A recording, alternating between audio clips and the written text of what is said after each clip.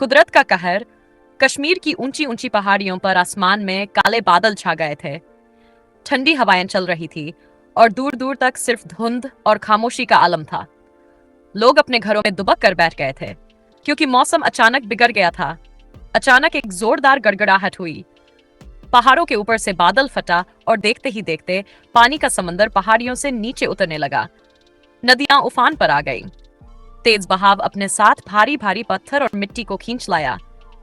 रास्ते में आने वाला हर घर, हर खेत और हर गली इस कहर का शिकार हो गई। छोटे छोटे पुल टूटकर पानी में बह गए। गांव के गांव डूब गए। लोग अपने बच्चों को सीने से लगाकर ऊंची जगहों की तरफ भाग रहे थे। हर तरफ चीख पुकार थी। लोग अपनी जान बचाने की कोशिश कर रहे थे। पानी का बहाव इतना तेज था कि बड़े बड़े पत्थर लुढ़कते हुए नीचे आ रहे थे।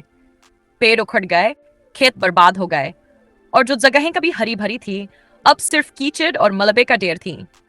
इस हादसे के बाद हर कोई खामोश था। गांव के बुजुर्ग पहाड़ों की तरफ देख रहे थे, मानो पूछ रहे हों कि कुदरत इतना गुस्सा क्यों हो गई।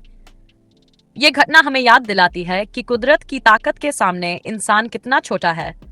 हमें धरती से प्यार करना चाहिए, उसका ख्याल रखना चाहिए, वरना कुदरत का गुस्सा हर चीज को पल भर में मिटा सकता है।